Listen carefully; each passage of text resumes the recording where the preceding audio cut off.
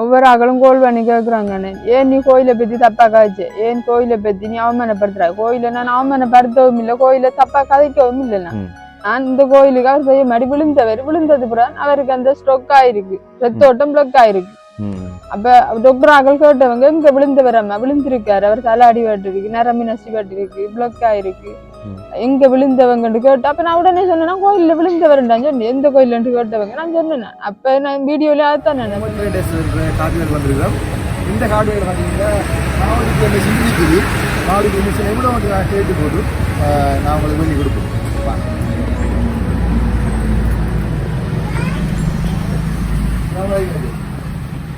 அந்த மாவடிக்கிற மிஷின் எவ்வளோ அந்த மோட்டர் சேர்த்தா ரெண்டு சேர்த்து மோட்டரும் இருக்குது எத்தனை நான் கதைச்ச தப்புன்னு சொல்ற ஆட்கள் எனக்கு தொழில் எதுக்கு ஏற்பாடு செய்து தரட்டும், இந்த பிள்ளைகள படிப்பு செலவு, அவங்களோட வருங்கால செலவுகள், சாப்பாட்டு செலவுகள், மற்றது அவர் வைத்திய செலவுகள் எல்லாம் பொறுப்பெடுக்கட்டும். நாங்க டிலீட் பண்ணி விடுறோம், அந்த வீடியோவை அழிச்சு விடுறோம். ஓகே, அதை நான் செய்யறேன். ஓகே, நான் எனக்கு அந்த தந்த உறவுகள் தந்த பணத்தை உங்களுக்கு கொடுக்குறேன்னு சொன்னா அது ஒரு ஆதாரம் மத்தாட்சியா இருக்கணும். இப்போ நான் திடீர்னு மாதிரி ஒரு ஃபோனில் உள்ள வீடியோவை, யூடியூப்ல உள்ள வீடியோவையோ, ஃபேஸ்புக்கில் வீடியோவை நான் தூக்குறேன்னு சொன்னா அந்த தந்த உறவுகள் வந்து யோசிப்பாங்க, வேணுங்கிற ஆசைதான் காசை கொடுத்து போட்டு திருப்பி வேண்டி எடுத்து போட்டு தூக்கிட்டான வீடியோ ஒன்றும் யோசிப்பாங்க. அது உண்மை தானே. இப்போ ஒரு சண்டையை மட்டும் வேறு தானே.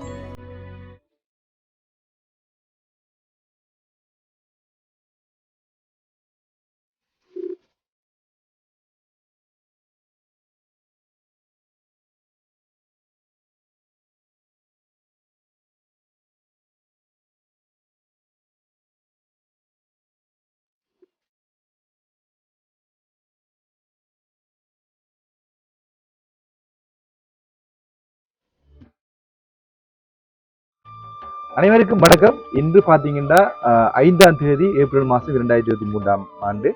இன்றைக்கும் பார்த்தீங்கன்னா நாங்கள் காரதீவுக்கு வந்திருக்கிறோம். ஏனென்று சொன்னால் சாந்தனா வீடியோவை நான் 2 நாளைக்கு போட்டிருப்பேன். அவர் வந்து குடும்பத்தில் தலைவர், அவர் வந்து பக்கவாதத்தால் பாதிக்கப்பட்டிருந்தவர்.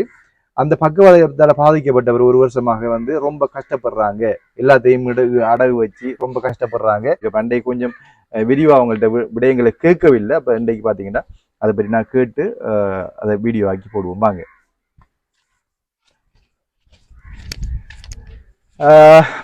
அக்கா வாங்க. ஓகே, இப்போ என்னன்னு சொன்னால் நாங்கள் அன்றைக்கு வந்து உங்களோட சில விஷயங்கள் வந்து தெளிவாக நாங்கள் கேட்கல. அதை வந்து தெளிவாக கேட்டு உங்களுக்கு சின்ன உதவியும் செய்து போகணும்னு வந்து நாங்கள் சில விஷயங்களை வந்து நாங்கள் கேட்கறதுக்கு விட்டுட்டோம். அப்போ அதை பற்றி தான் கொஞ்சம் விரிவாக கேட்கப்புறம் இந்த அதில் இன்னொரு விஷயம் என்னன்னு சொன்னால் தாங்க. இன்னொரு விஷயம் என்னன்னு சொன்னால் நீங்கள் என்னோட வாங்க என்னோட இப்போ உங்களோட வீடு இதுதானே உங்களோட வீடுனே. இப்போ இந்த வீடு வந்து யார் நீங்கள் கட்டினதா? நிறுவனம் கட்டியிருந்தேனே. நிறுவனம் கட்டியிருந்தது. ஓகே, சுனாமி அடுத்த டைம்ல நிறுவனம் கட்டியிருந்ததுனே. என்னடா உங்களோட வீடு பெரிய வீடா இருக்கு தானே. அப்போ பெரிய வீடு வசதியான ஆக்கள்ன்ற மாதிரி தான் ஒரு நிலப்பாடு இருக்குது. அதை பார்த்தீங்கன்னா குசினி மட்டும் நீங்கள் காட்டி எடுத்தீங்கண்ணே. ஓகே, இதுதான் குசினி பார்த்தீங்கன்னா குசினி கட்டி எடுத்து வைக்கிறாங்க. ஓகே, உங்களோட டொய்லெட்டும் ஜாலி இருக்குண்ணே. டொய்லெட் வெளியால் போகிறதுக்கு வழி இருக்கா?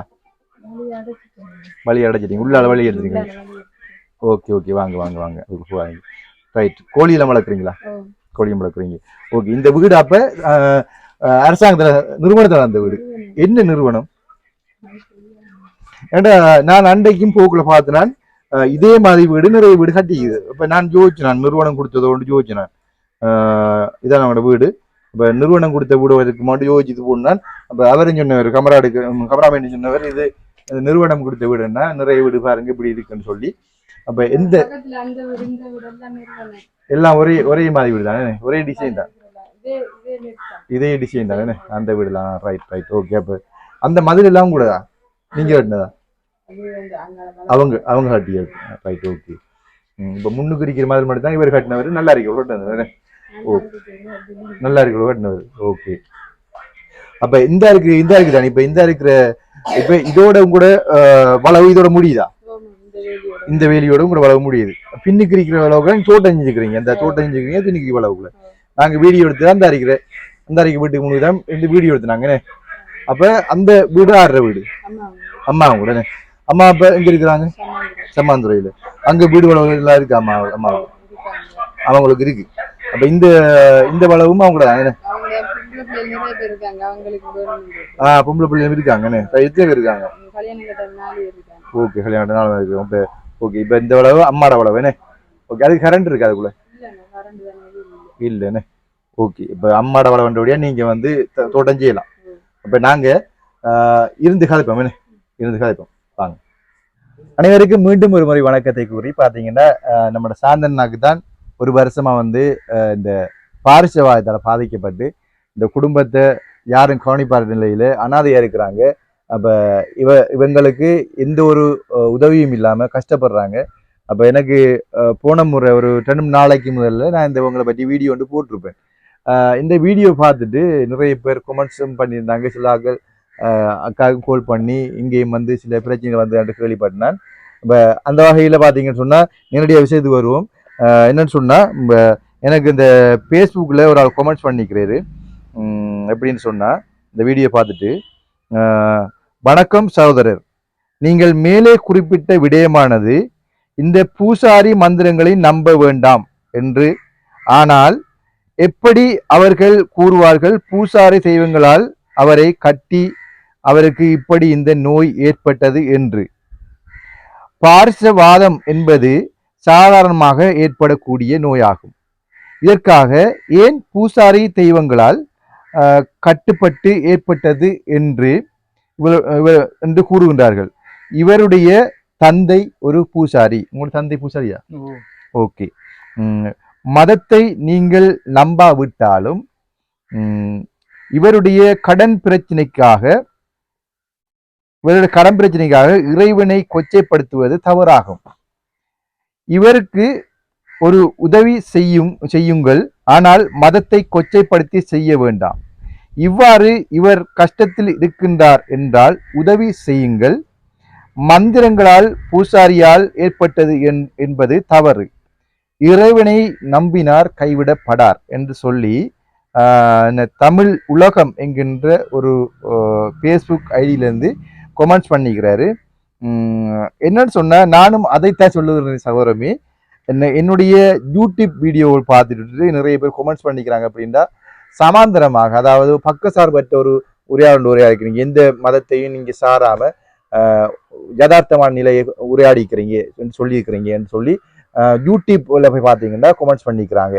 அதே போல பார்த்தீங்கன்னா இந்த விடயத்தை, அதாவது சூனியம் மந்திரம் என்கிறத நம்ப வேணாம்னு சொல்லி சன் டிவி மற்றது KTV அப்படியான இந்த பெரிய பெரிய டிவி சேனல்ல கூட பட்டிமன்றத்துல கூட விவாதம் நடந்து கடைசியாக தீர்ப்பு கொண்டு வந்தது சூனியம் மந்திரங்களை நம்ப வேண்டாம் என்று சொல்லி. பக்கவாதால் நாங்கள் விழுந்தோம் என்று சொன்னால் அது சூனியத்தால் பக்கவாதால் விழுந்தவர், சூனியம் செய்தால் இப்படி நடந்தது என்று கூறி நாங்கள் திரும்பவும் அதை மந்திரம் செய்து அதே வழியில் நாங்கள் சென்று காப்பாற்றலாம் என்று நினைத்தால் அது தவறு என்றுதான் நான் கூறியுள்ளேன். நான் எந்த மதம் என்று பல பேருக்கு தெரியாது. நான் எந்த மதம் என்று பல பேருக்கு தெரியாது. ஒரு சிலருக்கு தெரியும் நான் என்ன மதம் என்று சொல்லி. எந்த ஒரு வீடியோவிலையும் நான் ஒரு இந்த மதத்தை சேர்ந்தவன், நான் இந்த மதத்துக்குரிய சப்போர்ட்டான, இந்த மதத்துக்கு நான் சார்பானவன் என்று எந்த ஒரு வீடியோவிலும் சொல்லவும் இல்லை. என்னுடைய பழைய வீடியோக்களை என்னுடைய, அதாவது வீட்டில் எடுக்கப்பட்ட என்னுடைய குடும்பத்தாருடன் சேர்ந்து எடுக்கப்பட்ட வீடியோக்கள் போட்டோக்கள் பார்த்தீங்கன்னா நான் எல்லா கோயிலுக்கும் போயிருப்பேன். சேர்ச்சிக்கு போயிருப்பேன், இந்து சமய பிள்ளையார் கோயிலுக்கு போயிருப்பேன், முருகன் கோயிலுக்கு போயிருப்பேன், வீட்டில் நத்தார் கொண்டாடி இருப்பேன். அதே போல தைப்பொங்கல் கூட கொண்டாடி இருப்பேன். நீங்க பார்த்தீங்கன்னா தெரியும். இப்போ சில நேரத்தில் பார்த்தீங்கன்னா இந்த என்னுடைய சகோதர இனத்தவர இஸ்லாம் மதத்தவருடைய பள்ளிவாசல கூட போயிருப்பேன். அதை நான் வீடியோவில் போடலை.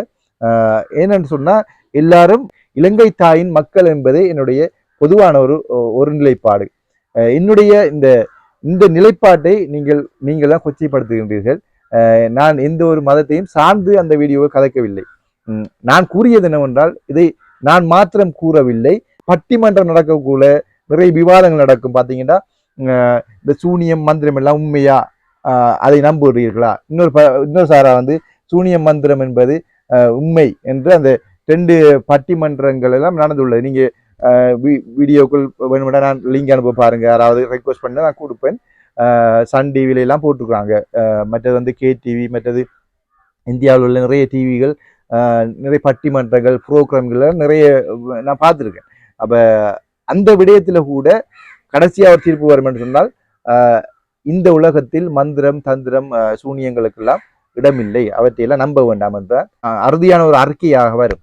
அப்ப அவ்வாறான அந்த அறிக்கைகளை பார்த்திருப்பீர்களா இருந்தால் இவ்வாறான கொமெண்ட்ஸ் பண்ணிக்க மாட்டீங்க, இப்படி பிரச்சனை எடுக்க மாட்டீங்க. ஒரு பிரச்சனையும் இல்லை, கொமெண்ட்ஸ் தான் பண்ணிக்கிறார். பிரச்சனை எங்கன்னு சொன்னா இங்கேதான் இவங்களுக்கு தான் பிரச்சனை வந்திருக்குது. இவங்களுக்கு பிரச்சனை என்னன்னு சொல்லி நம்ம இப்ப கேட்டு விசாரிப்போம். இவங்களுக்கும் அந்த பிரச்சனைகளையும் பார்த்தீங்கன்னு சொன்னா இவர் நடந்த விடயத்தை சொல்லிக்கிறா. அப்படியே நடந்த விடயம் என்னென்ன நடந்ததோ அப்படியே சொல்லிக்கிறார். இவ வந்து கோயில் பிழை என்னும் கூறவில்லை, சாமி பிழை என்னும் கூறவில்லை, பூசாரி பிழை என்னும் கூறவில்லை. ஓகே, அக்காட்ட கேட்போம். அக்காவுக்கு என்ன பிரச்சனை நடந்ததுன்னு சொல்லி நாங்க இப்ப அக்காட்ட கேட்போம். அக்கா, உங்களுக்கு என்ன பிரச்சனை நடந்தது இந்த வீடியோவால? ஒவ்வொரு ஆக்களும் கோல் பண்ணி கேக்குறாங்க, ஏன் நீ கோயிலை பத்தி தப்பா காய்ச்ச, ஏன் கோயிலை பத்தி நீ அவமானப்படுத்துற, கோயில நான் அவமானப்படுத்தவும் இல்லை, கோயில தப்பா கதைக்கவும் இல்லைன்னா நான் இந்த கோயிலுக்கு அவர் செய்ய மாதிரி விழுந்தது புறான் அவருக்கு அந்த ஸ்ட்ரோக் ஆயிருக்கு, ரத்தோட்டம் பிளக் ஆயிருக்கு.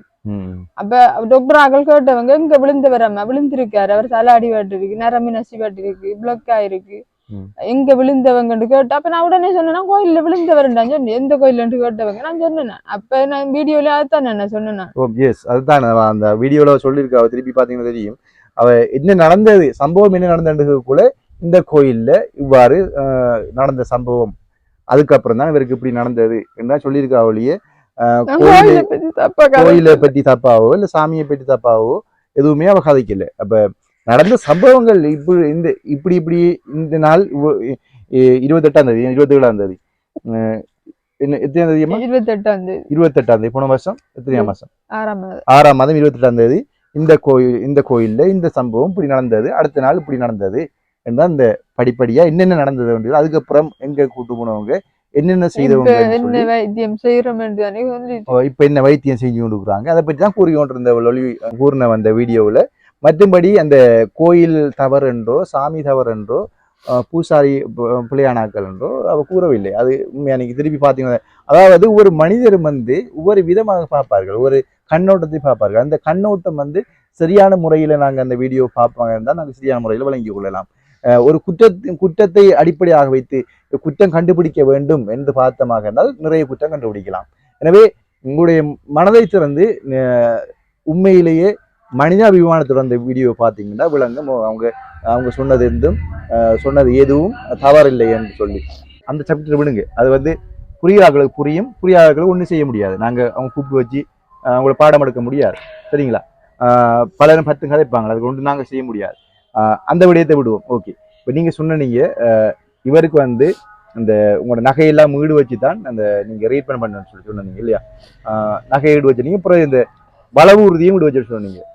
அந்த வளவு உறுதி என்ன இது வந்து உங்களோட அம்மாட. ஓகே, அது வந்து உங்களோட வளவு உறுதி ஈடு வச்சிருக்கீங்க. அந்த வளவு உறுதி வந்து இப்போ உண்மையை சொல்லுங்களா? வளவு உறுதி வந்து இவரு வருத்தப்பட்ட பிறகு தானே நீங்க ஈடு வச்சிருக்கீங்க, அதுக்கு முதல் ஈடு வச்சிருக்கீங்களா? அதுக்கு முதல் ஈடு வச்சிருக்கீங்க. இவர் வந்து நல்லா உழைக்கிறவரு, நல்லா உழைச்சவரு, மேசன் சொல்றீங்க. நல்லா மேசன் வேலை செய்யக்கூட நல்லா உழைச்சி வந்திருப்பேன். அப்ப அந்த டைம்ல எதுக்காக நீங்க வளவு ஈடு வச்சீங்க?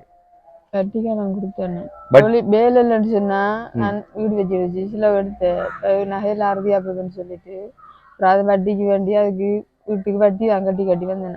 அதால 3 லட்சம் ரூபாய் வட்டி கடன் வந்துட்டு அப்ப அந்த காசை வள உறுதி வச்சு நான் வட்டி கடன் எல்லாம் கொடுத்தேன். அப்ப அந்த டைம்ல அவர் வேலைக்கு போயிட்டு வந்திருக்காரு என்ன? அப்படிதான் சொல்றீங்க? வேலைக்கு போன வேலை எந்த நாளும் வேலை கிடைக்காது, எப்பயாவது வேலை வேறு. அப்ப அண்டை சொன்னீங்களே இந்த அவருக்கு நல்ல வேலை போய் நல்லா உழைச்சி வந்து நல்ல வேலை. மழை காலம் வந்தா தொழில் இல்லதான், மழை காலம் வந்தா தொழில் இல்லை. அது வளமையா எல்லாருக்கும் மழை காலம் வந்தா தொழில் தான், அவருக்கு மட்டும் இல்ல எல்லாருக்கும் தான். மேசன் சொன்னா மழை காலம் வந்தா தொழில் இல்லாம தான் போகும். அப்ப மழை காலத்து முதல் அதாவது இந்த எறும்பு என்ன செய்யும் சொன்னா மழை காலம் பாரத்து முதல் தன்னுடைய கூட்டுக்குள்ள வந்து ஒவ்வொரு பருத்தியா புறக்கி சேமிச்சு வைக்கும், சரியா?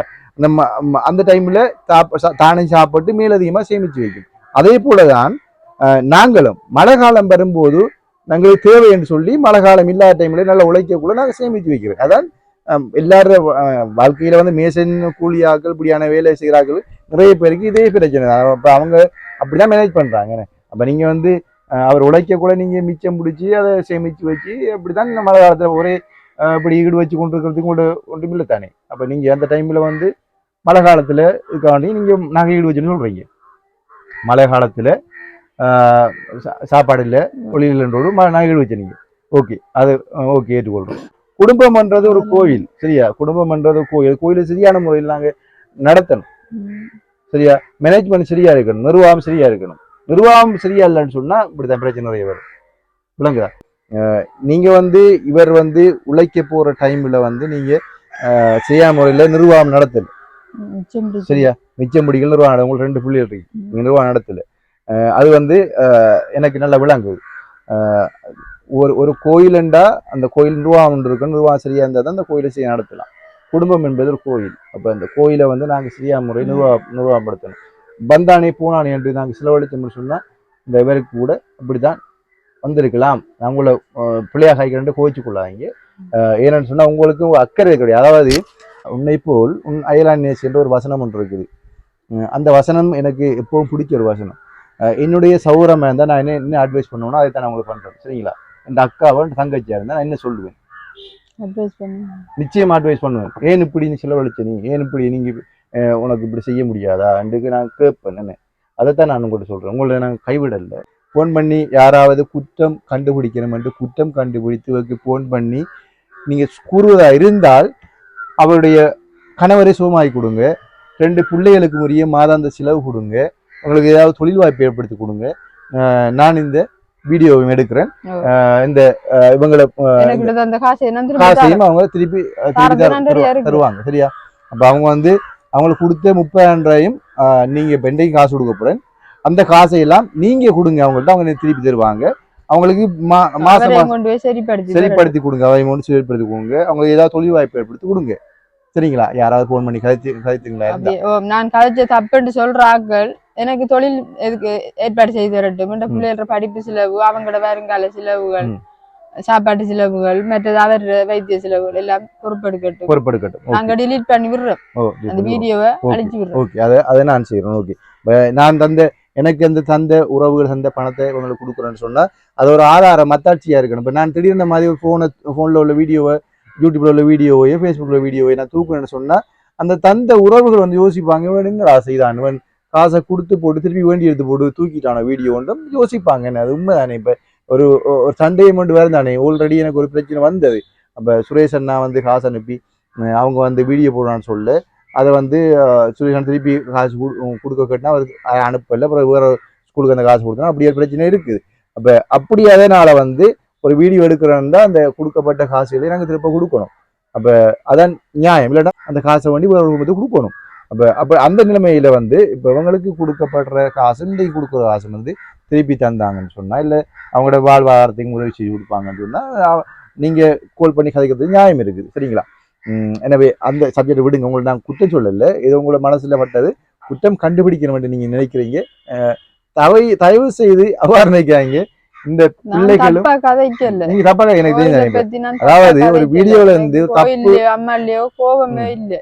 அதாவது ஒரு வீடியோ வந்து தப்பு கண்டுபிடிக்கணும் நோக்கத்தில் நாங்க பார்த்தோம்னு சொன்னா அதை கண்டுபிடிக்கலாம் சரிங்களா. ஒவ்வொருவரும் ஒவ்வொரு விதமாக யோசிப்பாங்க. திருப்பி நான் கதைக்கு விரும்பல. பாத்தீங்கன்னா இந்த பிள்ளைகள் இந்த தந்தை இந்த தாய் 4 பேர் கொண்ட இந்த குடும்பத்துக்கு யாரு இப்ப ஆதரவா இருக்கிறது, யாரு இவங்களுக்கு பொறுப்பு? இந்த உயிர்கள்னாலும் வாழ்ற இல்லையா, வாழ வைங்க தயவு செய்து. ஓகே, இப்ப அடுத்த சப்ஜெக்ட் வருவோம். நாங்க வந்து இப்ப நீங்க வந்து இப்படி நீங்க இந்த ஒரு நிர்வாக கட்டுக்கோப்பான ஒரு குடும்பத்தை நடத்தாம நீங்க எப்படி இருக்கிறீங்கன்னு சொல்லக்குள்ள அவருக்கும் அந்த நிலைமையில இப்படி வியாதி வந்துட்டோம் கூட ரொம்ப பாதிப்பு ஏற்படும் சரிங்களா. எந்த சௌரம் இருந்தாலும் அப்படித்தான் சொல்லுவேன். நான் என்ன செய்வேன், நான் நேசுவேன். இப்படி செஞ்சிருக்க கூடாது, நீ இப்படி அந்த டைம்ல நீ உங்களுக்கு காசு கொஞ்சம் சேர்த்து வச்சிருப்பீங்க. 2 பேரும் சேர்ந்து முடிவு எடுப்பேன். 2 பேரும் சேர்ந்து எல்லாம் செய்வோம். நான் 2 விருப்பத்துக்கு எதுவுமே முடிவு எடுக்கிறது. அழாதீங்கம்மா. என்ன செய்யறது, காலகட்டங்கள் சூழ்நிலைகள் சந்தர்ப்ப சூழ்நிலை வரக்கூட அப்படின்னு வராதுதான். ஆனா இனிமேல் பட்டு அப்படி செய்யாதீங்க. நிர்வாக கட்டமைப்போட எங்களோட குடும்பத்தை வாழணும். சரி, எங்க குடும்பத்துல வாழறாங்க. இப்போ ₹1 செலவழிச்சா கூட அது பிரியோசனமானதா? இப்போ யாரும் வந்து பக்கத்தில் உள்ளாக்களோ யாருமே வந்து 5000 10,000 காசு இருந்தாங்கம்மா நீங்க செலவழிங்க யாரும் தர மாட்டாங்க. சரிங்களா? எங்களோட உறவுகளை வந்து தாராங்கன்னு சொன்னா எங்களோட உறவுகளும் கஷ்டப்படக்கூடாது. பாவம் பார்க்கக்குள்ள வேதனையா இருக்குது. ஏதோ எந்த உழைப்புல இருந்து ஒரு கொஞ்சம் பாதி போகட்டும் சொல்லி தாராங்க என்ன. இப்ப அதையும் வந்து நாங்க வந்து ₹1 செலவழிச்சா கூட நாங்க கண்ணு கருத்த மாதிரி தேவையான செலவு தான் நான் வந்து பார்த்து செலவழிக்கிறோம். சரிங்களா? அப்ப நாங்க வந்து இப்ப முந்தின நாள் உங்களுக்கு ₹30,000 தந்தாங்க. என்னென்ன என்ன என்ன செஞ்சீங்க ₹30,000? கரண்ட் காசு 4000, தண்ணி காசு 2000 கட்டினேன். ஓ, கரண்ட் காசு 4000, தண்ணி காசு 2000 கட்டினேன். பின்னர்ல வடை சுட்டு விற்கிறேன். அதுக்கு சாமான் வாங்கினேன். வடை சுட்டு விற்கிறேன் நீங்க பின்னர்ல? Okay, good good good. அதுக்கு சாமான் வாங்கினேன். ஓகே. எவ்வளவு போன நீங்க? 2000 வாங்கிட்டு. 2000 வந்தீங்க. ஓகே. அப்ப பருப்பு தேங்காய் அந்த கடைக்கு போட்டு சாப்பிட்ற தூள் அதெல்லாம் இப்படி வேலை சாமான். அது 2000 நீங்க. அப்ப தண்ணி பில் 2000, கரண்ட் பில் 4000, இது 2000, ₹8000. ₹8000 மிச்சம் வந்து ₹22,000. என்ன நீங்க? ₹15,000 காசு வச்சிருக்கிறோம். ₹15,000 வச்சுக்கிறீங்க. மற்றது ₹15,000 ₹7,000 நினைச்சீங்க. சீனி சாமான் வீட்டுக்கு சாமான் இப்போ ₹15,000 கையில் இருக்கு. ஓகே. மிச்ச காசு நீங்க செலவழிக்கல. அனாவசியமா நீங்க இனிமேல் பட்டு அனாவசிய செலவழிக்கூடாது. தேவை என்று சொல்லி அப்படி யோசிக்கிற தன்மை இல்லை தான். இப்ப அனுபவப்பட்டுட்டேன் நான். ஒரு வருஷத்துக்கு ரொம்ப செலவழிச்சாலும் என்னத்துக்காண்டி செலவழிக்கணும் யோசிச்சு செலவழிக்கணும். அதாவது இந்த இவர் வந்து படுக்கையில போன பிறகுதான் உங்களுக்கு விளங்கி இருக்குது காசுல அருமை. சரிங்களா? அப்ப நாங்க வந்து கடனாளியா இருக்கக்கூடாது. நாங்க வந்து கடன் கொடுக்குறாங்களா மாறணும். சரிங்களா? நான் விடிய முன்னு கேட்கிறேன் உங்கள்கிட்ட. கணவருக்கு இயலாது. உங்களுக்கு யாருமே உதவி இல்லை. நானும் வரல உங்களுக்கு ஹெல்ப் பண்றதுக்கு. யாருமே ஒரு ரூபா கூட தரல. இப்போ உங்களுக்கு கட்டாயம் வந்து வாழ்வாதாரத்தை கொண்டு போகணும். என்ன செய்வீங்க இந்த நேரத்தில்? என்ன செய்வீங்க? தொழில் செய்ய முயற்சி எடுவேன். என்ன தொழில் செய்வீங்க? நான் இந்த வடை சாமான் சுட்டு விற்கிறேன் தானே, அது மாதிரி ஏதாவது இல்லை வீட்டு வேலை. இல்லை, அதுக்குமே ஒன்றுக்கும் வடை சாமான்றதுக்கு காசு இல்லை. என்ன செய்வீங்க? வேலைக்கு எங்கெல்லாம் போதானே வேணும். வேலைக்கு ஒரு போவீங்க. வேலைக்கு வேலைக்கு போவீங்க. வீட்டு வேலைக்கு போவீங்க. வேலைக்கு கூப்பிட்டது, பேக்கரி வேலைக்கு கூப்பிட்டது, வேறக்கு சேவை செய்யறதுக்கு ஒரு ஆள் வேணும். இல்ல இதை ஏன் கேட்கறேன்னு சொன்னா, இப்ப முயற்சியுடைய ஆளா இருக்கிறாவா செக் பண்றதுக்கு ஓகே வீட்டு வேலைக்கு போவீங்க. ஓகே, வீட்டு வேலைக்கு போறதுக்கு நீங்க ரெடியா இருக்கிறீங்க. ஓகே. அடுத்தது வந்து வீட்டு வேலைக்கும் போய்கொண்டு அடுத்தது என்ன செய்வீங்க? வீட்டு வேலைக்கு போறது சரி காணுமா உங்களுக்கு? என்ன செய்வீங்க? சரியா போயிட்டு வாரீங்களே. நான் எதிர்பார்த்தேன் என்னன்னு சொன்னா, நீங்க என்ன செய்யணும்? இந்த மண் இருக்குதானே, மண் இருக்கு, பயிர் போடுங்க. நல்ல வளவு நிறைய இருக்குது. நமக்கு வந்து ஒரு பயிர் நாட்டு 3 மாசத்துக்கு விளைச்சு. சரியா? இவ்வளவு மண் இருக்குது. உங்களோட அம்மாட வளவு தானே, ஒத்தி போட்டு போடுங்க பயிர். எல்லாரும் வந்து கஷ்டம் இருக்காங்க. ஏதாவது ஒரு முயற்சி எடுங்க. ஓகே, நமக்கு அடுத்த கஷ்டம். நாங்க கஷ்டமோட யோசிச்சு வீட்டுல யோசிச்சுட்டு இருக்கோம். என்ன செய்வோம்? யார் கொண்டு தருவா? யோசிச்சு கொண்டிருக்கோம். அந்த யோசிக்கிற டைம் வந்து ஓகே ஒரு 5 நிமிஷம் டைம் இருக்கு. எனக்கு டைம் கிடைக்கிறப்ப எல்லாம் நான் செய்யறேன். அந்த பயிரெல்லாம் போடுறது, மற்றது சின்ன வேலையில் வீட்டுல செய்துட்டு வடை மற்ற முறுக்கல் என்ன செய்து விட்டு ரோட்ல வச்சு கொண்டிருப்பேன். விற்கிறீங்களா அப்படி ரோட்ல? Okay, good good. அப்ப உங்க முயற்சி இருக்குது. அந்த ஒரு வருஷத்துல நீங்க நல்லா பட்டு அடைஞ்சிட்டீங்க. படுத்ததோட பட்டு அடைஞ்சிட்டீங்க. மனசுல நினைச்சு நான் இப்படி எல்லாம் கஷ்டப்படுறேன். சரி, ஓகே. கவலைப்படாதீங்க. நான் கூடுதலா உங்களோட மனசு நோயடிச்சிருந்தா மன்னிச்சு கொள்ளுங்க. எந்த சவரமா இருந்தா கூட இதுதான் சொல்லுவேன். சரிங்களா? கோவிச்சு கொள்ளாதீங்க. ஏன்னா உங்களோட இந்த வரலாறை வந்து சரியான முறையில நான் பெற்றுக்கொள்ளணும். நீங்க எப்படி நீங்க நிர்வாகம் நடத்துனீங்க, இப்படி இனிமேல் எப்படி நிர்வாகம் நடத்த போறீங்க, இப்போது நிலைமையில நீங்க எந்த நிலையில இருக்கிறீங்க என்பதை தான் நான் அறிஞ்சு கொள்ளணும். அப்பதான் உங்களுக்கு உதவி செய்யறதுக்கு நாங்க முன் வரலாம். சரிங்களா? இப்போதைக்கு வந்து அந்த அக்கா வந்து பாத்தீங்கன்னா இந்த ஒரு வருஷத்துக்கு ரொம்ப பாடம் படிச்சுட்டாங்க. பாடம் படிச்சு எவ்வாறு குடும்பத்தை நடத்துறது, ₹1 பணம் என்றா எவ்வாறு அந்த பணத்துக்குரிய பெருமதி என்னன்னு இப்ப உங்களுக்கு விளங்குது. எனவே இந்த டைம்ல நாங்க கை கொடுப்பது பொருத்தமா இருக்கும். அந்த வகையில இவங்களோட சூழ்நிலையை பார்த்துட்டு லண்டன்ல இருக்கிற அக்கா வந்து வளமையா என்னோட வீடியோவை தொடர்பு கொண்டு வீடியோ பார்த்து விட்டு உடனடியாக தொடர்பு கொண்டு அந்த வீடியோவை பற்றி கதைக்காங்களா, அந்த வீடியோ பற்றி டிஸ்கஸ் பண்ணி போட்டு எனக்கு உடனடியாக காசு அனுப்புறவங்க அந்த அக்கா வந்து லண்டன்ல இருக்கிற அந்த அண்ணாவும் அக்காவும் சேர்ந்து 30,000 காசு அனுப்பியிருந்தாங்க. தம்பி கொண்டே கொடுங்கன்னு சொல்லி, உங்களுக்கு தான் தெரியும் என்ன செய்யணும்னு சொல்லி அந்த குடும்பத்துக்காக 30,000 அனுப்புறேன் சொல்லி அனுப்பியிருந்தவங்க. அதோடு பார்த்தீங்கன்னு சொன்னா, அதோடு கூட பார்த்தீங்கன்னா விஜயா நேசராசா என்கின்ற அக்கரைப்பேட்டில் இருக்கிற ஒரு தங்கச்சி கால் பண்ணி சொன்னாங்க, நான் இலங்கையில இருக்கிறேன்னா அக்கரைப்பேட்டில் இருக்கிறேன், நான் உதவி செய்ய விரும்புகிறேன், யாருக்கு உதவி வேணும்னு கேட்டாங்க. அப்போ நான் சொன்னேன், இப்படி காரையில் ஒரு வீடியோ போட்டுருக்கோம் பார்த்தீங்களா, பக்கத்தில் அக்கரைப்பேட்னா உங்களுக்கு பக்கத்தில் ஆனே போய் பார்த்து ஹெல்ப் பண்ணலாம் அப்படின்னு சொல்லி லிங்க் அனுப்பியிருந்தேன் நான். அப்போ அவ சொன்னாவோ இல்லைன்னா உங்களோட உதவி செய்கிறது எனக்கு சரியான விருப்பம் என்று சொல்லி, நீங்கள் வந்து நல்லா செய்கிறீங்க, பார்த்து நல்லா இருக்கேன்னா அப்போ அந்த அந்த குடும்பத்துக்கு இந்த பணம் உதவட்டும்னு சொல்லி 25,000 ரூபா அனுப்பியிருந்தவங்க. அப்போ பார்த்தீங்கன்னா விஜய நேசராஜாங்கன்ற தங்கச்சியில் 25,000 ரூபாயும், மற்ற வந்து லண்டனில் இருக்கிற அண்ணா அக்காட பணம் 30,000 சேர்த்து 55,000 ரூபாய் இருக்குது. இந்த 55,000 ரூபாய் நான் ஒரு ரெக்வஸ்டோட தரவங்களுக்கு 15,000 ரூபாய் உங்க கையில் இருக்குது. சரிங்களா? அந்த 15,000 ரூபாய் இந்த மாசத்துக்குரிய செலவாகியும் நீங்க இப்ப வடையும் சுட்டு விற்கிறீங்க, அதுல ஒரு நாளைக்கு எவ்வளவு ஒரு வருமானம் வரும்? 400 ரூபா வரும். அப்ப 400 ரூபா வந்து கறிக்கு காணும் தானே, அரிசி மட்டும் தான் பண்ண வேண்டி வரும். மற்ற வந்து பிள்ளைகளுக்குரிய படிப்பு செலவு ஒரு 1,000-2,000 போக முடியுங்களேன். அப்ப அவங்க நான் எந்த மேக்சிமம் படி எந்த கணக்குப்படி ஒரு 15,000 உங்களுக்கு இந்த மாசம் ரன் பண்றது காணும். சரிங்களா? அப்ப என்ன செய்யுங்கன்னு சொன்னா, இந்த 55,000 கையில தருவேன், நீங்க என்ன செய்ய போறீங்க? நீங்களே வச்சு கொண்டு இந்த பேங்க் பிரச்சனை இல்லைன்னு சொன்னா எனக்கு தொழில் செய்யறதுக்கு ஏதாவது வாங்கிட்டாங்க. இப்போ என்னன்னு சொன்னா, இந்த இவ சொல்றா வந்து அந்த அந்த பணத்தை வச்சிருந்து அவக்கு ஏதாவது செய்தி சொல்லி நான் சொல்றேன்னு சொன்னா, இந்த பணத்தை 55,000 ரூபாயும் அவட தொழில் முயற்சிக்காக பயன்படுத்துறதுக்கு பிரயோசனப்படட்டும் என்று போட்டு, நான் வரக்குள்ளே பார்த்தீங்கன்னு சொன்னா ஒரு ஹார்ட்வேர்ல போய் சாய்ந்தமரில் ஒரு ஹார்ட்வேர்ல போய் அந்த மாவடிக்கிற மெஷின் எவ்வளோ ஒன்று கேட்டிருந்தேன், அந்த வீடியோ காட்டுறேன், பார்த்துட்டு வாங்க. ஓகே, பார்த்தீங்கன்னா இப்போ நாங்கள் சாய்ந்தமருக்கு வந்துருக்கிறோம். இந்த ஹார்ட்வேர் மோமட் ட்ரேடர்ஸ் என்ற ஹார்ட்வேர் வந்திருக்கிறோம். இந்த ஹார்ட்வேர் பார்த்தீங்கன்னா மாவடிக்கிற மெஷின் இருக்குது. மாவடிக்கிற மிஷின் எவ்வளோ ஒன்று நான் கேட்டு போட்டு நான் உங்களுக்கு பண்ணி கொடுப்போம்.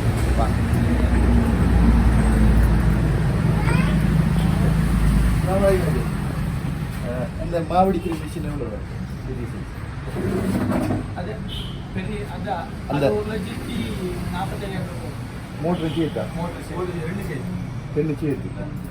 மோட்டரும் இருக்குது. எத்தனை வருஷம் வரும்? 5 வருஷம் வரும். 3 பேஸா? Single phase. வீட்டில் வாங்கிக்கலாம். இப்போ பார்த்தீங்கன்னா 1,40,000 ரூபா, 1,45,000 ரூபா சொல்கிறாரு முதலாளி. மோட்டரோட சேர்த்து சிங்கிள் பேஸ் யூஸ் பண்ணலாம். அப்போ அவங்களுக்கு அது சூட்டபிளாக இருக்கும்.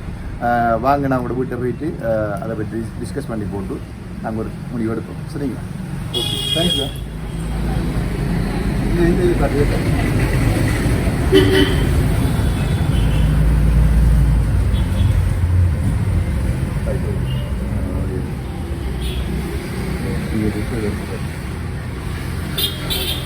ஓகே ஓகே பார்த்துட்டு வந்திருப்பீங்க. அந்த ஹார்ட்வேர்ல உள்ள முதலாளி சொல்றேன் 1,45,000 ரூபா அந்த மிஷினுக்கு பெருமை என்று சொல்றாரு. இப்போ நான் சொல்றேன்னு சொன்னா, இந்த 55,000 ரூபாயை நான் உங்களோட கையில தாரேன், பத்திரம் வச்சுக்கொள்வீங்களா? வச்சுக்கொள்வீங்களா? சொல்லிக்க வச்சுக்கொள்வீங்க. ஓகே, வீடியோ பார்ப்பாங்க. பயம் தானே, இதுக்காக பிரயோசனை படணும் தான் அந்த காசு அப்படி ஒழிச்சு வச்சிருக்கீங்க. பேங்க் அக்கௌண்ட்லயா உங்களுக்கு இருக்கா? பேங்க் அக்கௌண்ட்ல கொண்டு போட்டுவீங்க, நாளைக்கு கொண்டே போட்டுவீங்க. நாளைக்கு பேங்க் இருக்கு தானே, நாளைக்கு பேங்க் இருக்கு, அப்ப நாளைக்கு கொண்டே போட்டுவீங்க. சரிங்களா? அப்ப நீங்க என்ன செய்யுங்க, 50,000 தாரேன். அப்ப உங்களுடைய 15,000 இருக்குன்னு 10,000 வச்சு போட்டு 5,000 எடுத்து 60,000 சேர்த்து 60,000 போட்டுவீங்க. சரிங்களா? அப்ப 1,47,000 ரூபா அந்த கடையில் உள்ள ஹார்ட்வேர்ல உள்ள அந்த மெஷினுக்கு பெருமையை சொல்லியிருந்தவர். அப்ப இவங்க வந்து 60,000 ரூபா இப்ப எங்களோட கையில இருக்குது. இன்னும் வந்து இன்னும் எவ்வளவு வேணும்? 90,000 வேணுமே.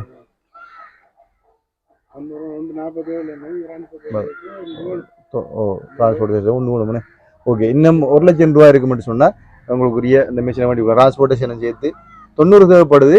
டிரான்ஸ்போர்டேஷன் இனி அது வேறு எக்யூப்மெண்ட்லாம் வேண்டணும் என்ன, ஃப்ளக்குகள் வயரெல்லாம் வேண்ட வண்டி வர மாட்டேங்க. அது 15,000-20,000 செலவழியும். இன்னும் வந்து 1,00,000 ரூபா இருந்தால் அதை செய்யலாம் என்ன. அப்போ ஓகே, இன்னும் 1,00,000 ரூபா இருக்க மாட்டா உங்களுக்கு மிஷினை வண்டி கொடுக்கலாம். எனவே பார்க்கின்ற உறவுகள் இந்த இவர்களுடைய இந்த தொழில் முயற்சியினை ஏற்படுத்தி கொடுப்பதற்காக உதவிக்கு முன்பாங்க பலர் கேட்டிருந்தாங்க, என்ன செய்ய போகிறாங்க, எப்படி நாங்கள் உதவி மீண்டு கொடுக்குறது என்று சொல்லி கேட்டிருந்தாங்க. அப்ப என்னன்னு சொன்னா உறுதி மீண்டு கொடுப்பது என்பது சாத்தியப்படாதுன்னு நான் நினைக்கிறேன். அது பிரச்சனை ஓ இல்லை. ஏன்னா நான் ஏதாவது செய்து ஓ என்ன நீங்க வந்து தொழில் தொடங்கி அதுல இருந்து மிச்சம் பிடிச்சி நீங்க சீட்டு பிடிச்சோ ஏதாவது செஞ்சு உங்களோட இந்த உறுதியை மீட்டு எடுத்துக்கொள்ளுங்க. சரிங்களா? அதான் இப்ப என்ன சொன்னா உறுதி மீண்டு எடுக்கணும்னு சொன்னா இப்ப 5 லட்சம் ரூபாய்க்கு வச்சிருக்கீங்க. இப்ப எவ்வளவுக்கு வந்திருக்கீங்க வட்டியோட சேர்த்து எவ்வளவு வந்திருக்கீங்க தெரியல. இல்ல நான் இப்ப அது குறைத்தாரிக்கு 350 இருக்குன்னு 350 இருக்காமா? இந்த நான் கட்டி வந்தேன். நான் கட்டி வந்தீங்க. இப்ப இந்த வருத்தம் இந்த பிறகு கட்டாம விட்டதானே அப்ப திரும்ப நகையெல்லாம் விற்கிறதுல எடுத்து கொஞ்சம் கட்டிட்டேன். குறைஞ்சுதான் இருக்கு. நீங்க சவுண்டா கதைங்க என்ன விளங்காத. ஓகே அப்ப சொல்றாருன்னு சொன்னா 3,50,000 இருந்தா உறுதியை எடுக்கலாம வந்து நகையில ஈடு விற்கக்குள்ள வந்து வட்டியை கட்டி வந்திருக்காவாம். 3,50,000 இருந்தா இந்த வளவை மீண்டெடுக்கலாம் சொல்றாவு.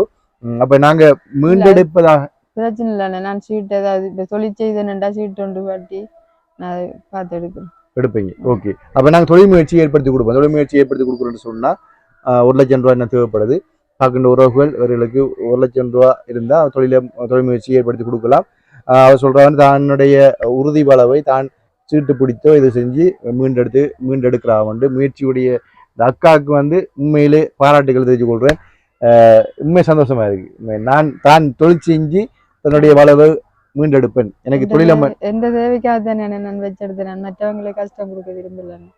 விரும்பினாங்க தொழில் செய்யறதுக்கு உதவி செய்யட்டும். ஓகே அப்ப ஓகே உண்மையில சந்தோஷமா இருக்கு. அதுதான் தேவை. இப்போ நீங்க வந்து தொழில் செஞ்சு தன்னுடைய தேவைகளை நான் பூர்த்தி செய்வேன்ற தைரியம் மனத்தைரியம் அதுதான் தேவை. அது இருந்தா எல்லாம் சரியா வரும். அந்த மனதில் ஒரு ப்ரோக்ராம் இருக்கும்னு சொன்னா நிர்வாகம் சரியா இருக்கும். ஓகே பாராட்டுகள் உங்களுக்கு. இப்போ அந்த நிலைமைக்கு வந்துருக்கிறீங்க சந்தோஷம் எனக்கு. எனவே அந்த தொழில் முயற்சியை தொடங்கி கொடுத்தோம்னு சொன்னா அவ வந்து உறுதியை மீண்டெடுப்போம்னு சொல்றாவு. அதோடு சேர்த்து பார்த்தீங்கன்னா நாங்களும் அவரோட முயற்சிக்கு பாராட்டினா கூட அவர் முயற்சிக்கு நான் பாராட்டுதல தெரிவித்தா கூட 3,50,000 என்பது பெரிய தொகை. எப்படி சாத்தியப்படும் அவையால் தொழில் செஞ்சு ஒரு நாளைக்கு 400-500 ரூபான்னு தொலைச்சி இப்படி சாத்தியப்படும் தெரியல. முடிந்தவர்கள் செல்வந்தர்கள் வந்து அப்படி நான் மீண்டெடுத்து கொடுக்குறேன் என்று சொன்னீங்கன்னு சொன்னா அந்த ஆடி பேங்கு போய் மேனேஜரோடாக நாங்கள் தொடர்பு கொண்டு அந்த வளவை நாங்கள் மீண்டெடுத்து கொடுக்கறதுக்கு தயாராக இருக்கின்றோம்.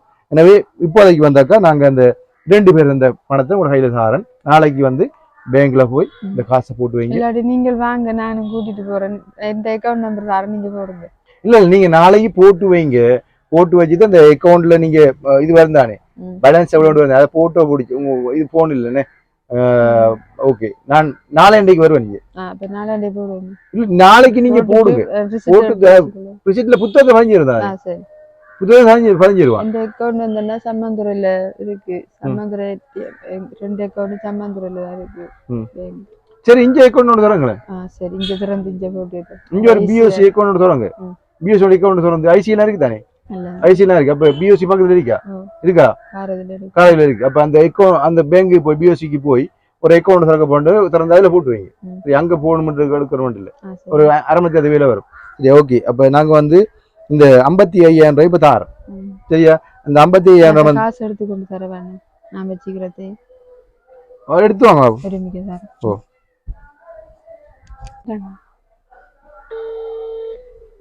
ஹலோ ஓம் தங்கஜி என்னடா அக்கறை பற்றி எங்க நீங்க? பனங்காடு. ஓகே ஓகே நான் வீடியோ எடுக்கிறேன்னு சொல்ல போறேன். அதான் சரியா? ஓகே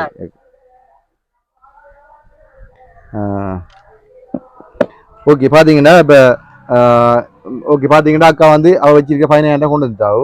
இது நீங்க வச்சிருந்த மிச்சம் காசு 15,000 இதை வச்சுக்கொள்ளுங்க. இதுல வந்து பாத்தீங்கன்னா அக்கறை பற்றி பனங்காட்டை சேர்ந்து நேசராஜா விஜயா என்கின்ற அந்த தங்கச்சி 25,000 ரூபாயும் வளமையா என்னோட தொடர்ந்து பயணிக்கின்ற அக்கா லண்டன்ல இருக்கிற அக்கா வந்து 30,000 ரூபாய் அனுப்பியிருந்தாங்க. அக்கா ஒன்னா சேர்ந்து 30,000 அனுப்பியிருந்தாங்க. எல்லாம் சேர்த்து 55,000 ரூபாய் இப்போ அவட கையில கொடுக்குறேன். அவ 15,000 ரூபாய் காசு வச்சிருக்காவு. நான் கொடுத்த 30,000 ரூபாயில கரண்ட் பில்லும் கட்டி போட்டு மற்றது தண்ணி பில் கரண்ட் பில்லும் கட்டி போட்டு வடப்பரப்பு சாமம் பண்ணுறதுக்கு செலவழிச்சு போட்டு மிச்சமாக வீட்டு செலவுக்கும் எடுத்து போட்டு 15,000 காசு கையில் வச்சிருக்காவு. எனவே இப்போ நாங்கள் வந்து இந்த 55,000 ரூபாயும் அக்கா கையில் கொடுப்போம்.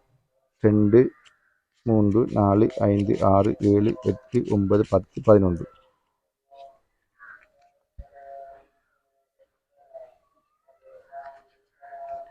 1 2 3 4 5 6 7 8 9 10 11 11 என்ன 11 எண்ணி பாருங்கக்கா அதை வாங்கி வரையா எண்ணி பாருங்க 2 3 4 5 6 7 8 9 10 11 எவ்வளோ இருக்கு சத்தமாக காய்ங்க நீ சத்தமாக காய்க்கிறீங்களா பிரச்சனை 55 இருக்குண்ணே 55,000 ரூபா இருக்கு 55,000 ரூபாய்க்கு உங்களோட பேலன்ஸ் எவ்வளோ இருக்கு 15 இருக்கு அப்போ எவ்வளோ இல்லை 70 சொன்னா நீங்க என்ன செய்யணும் 10,000 ரூபாயை நீங்க வீட்டு செலவு வச்சுக்கொள்ளுங்க அப்ப 60,000 ரூபாய் கொண்டு பேங்க்ல போடுங்க நாளைக்கு சரியா பேங்க்ல போட்டீங்கன்னா இன்னும் 1,00,000 ரூபாய் காசு தேவைப்படுது அந்த 1,00,000 ரூபாய் கிடைச்சி சொன்னா உங்களுக்கு அந்த மெஷினை வண்டி நாங்கள் கூட்டுவோம் சரியா மெஷினை வண்டி பூட்டி உங்களுக்கு தொழில் வாய்ப்பை இப்படி தருவோம் சரியா ஓகே இப்போ பார்த்தீங்கன்னு சொன்னா உண்மையிலே முயற்சியுடைய ஒரு இப்பதான் நமக்கு அந்த வாழ்க்கை அர்த்தம் புரிஞ்சிருக்கு எப்படி வாழணும்னு சொல்லி என் பிள்ளைகள் இருக்கிறாங்க அவர் விழுந்த பிறகுதான் அவருக்கு இந்த பொறுப்புணர்ச்சி வந்திருக்குது எனவே நாங்கள் மன்னிப்போம் மறப்போம் நடந்து போயிட்டுது சரிங்களா நடந்து போயிட்டுது அவருக்கு ஒரு கை கொடுத்து நாங்களும் உதவுவோம் என்று கூறி வேற ஏதாவது சொல்ல போறீங்களா இப்ப பணம் வந்தவங்களுக்கு என்ன சொல்ல உதவி செஞ்சவங்களுக்கு ரொம்ப ரொம்ப நன்றி தெரிவித்துக் கொள்றேன் இப்ப வேற என்ன சொல்ல போறீங்க இந்த இவங்க நம்மளோட விஜயாக்காக்கு நன்றியை சொல்லி தெரியுமா ரொம்ப நன்றி எனக்கு தெரியாது ஊர் தெரியும் அவங்கள தெரியாது பனங்காடு உதவி செய்ததுக்கு நன்றி அக்கா நன்றி ஓகே அவ பாத்தீங்கன்னு சொன்னா நான் சொன்னேன் அவட்ட நீங்க பக்கத்துல அனைவரும் கொடுக்கலாமே நீங்க பக்கத்துல போய் எட்டி பார்க்கலாமேன்னு சொல்லி அவர் சொல்லிட்டு ஒரே ஒரு வார்த்தை சொல்லியிருந்தா அண்ணா நீங்க செய்யறது சரியா இருக்கு அப்ப உங்களோட ஆசைறது எனக்கு விருப்பம் நீங்களே கொண்டே கொடுங்க நான் சொல்லி பேங்குக்கு போட்டிருந்தா ரொம்ப விஜயா நேசராஜாங்கிற தங்கச்சிக்கும் அக்காவுக்கும் ரொம்ப மனமார்ந்த நன்றிகளை கூறி இவங்களுக்கு இந்த பணம் உண்மையிலே ஒரு பிரயோசனமுடைய பணமாக மாற்றி கொடுப்போம் என்று கூறி அண்ணா எப்படி நல்லமா நல்ல கதைக்கிறீங்க காலையில சாப்பிடுறீங்களா சாப்பிட்டா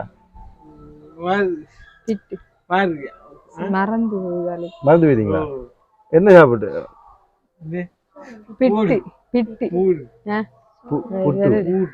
புட்டு மறந்து போகுதா காலையில சாப்பிட்டு சொல்லி கொடுத்தது திரும்ப கேட்டாலும் மறந்து போயிடுவாரு சரியா இப்ப நீங்க அவரை வச்சு கொட்டு குழந்தை பிள்ளை பார்க்கணும் என்ன பழுதுட்டு குளிப்பாட்டு இல்ல நீங்க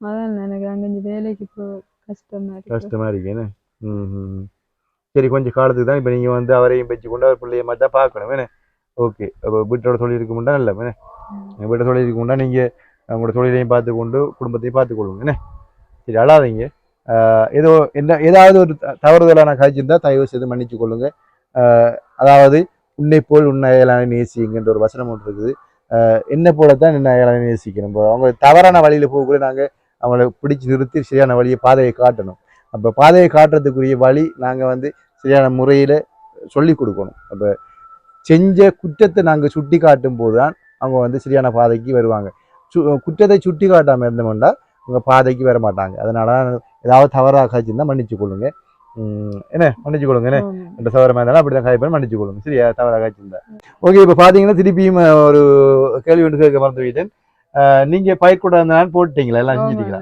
அன்றைக்கு பயிர்கூட நாங்க பாப்போம் அந்த பயிர்கூட அடுத்த நாள் போட்டீங்க அப்ப உண்மையில சந்தோஷமா இருக்கு நான் அன்றைய பயிர்கூட கொடுத்துட்டு போனேன் பயிரை செய்யுங்க முயற்சி எடுங்கன்னு சொல்லி சின்ன சிம்பிள் மீட்டர் அதாவது நாங்க கொடுக்கின்ற ஒரு ஏதாவது சிம்பிள் மீட்டர்னு ஒரு பயிரை கொண்டு நாட்டி விட்டு தண்ணி ஊத்துடுறது அது பாத்தீங்கன்னா கொஞ்சம் நாளையில முளைச்சிடும் எல்லாரும் செய்யுங்க தொடங்குங்க பார்ப்போம் கடத்தி பார்ப்போம் ஓகே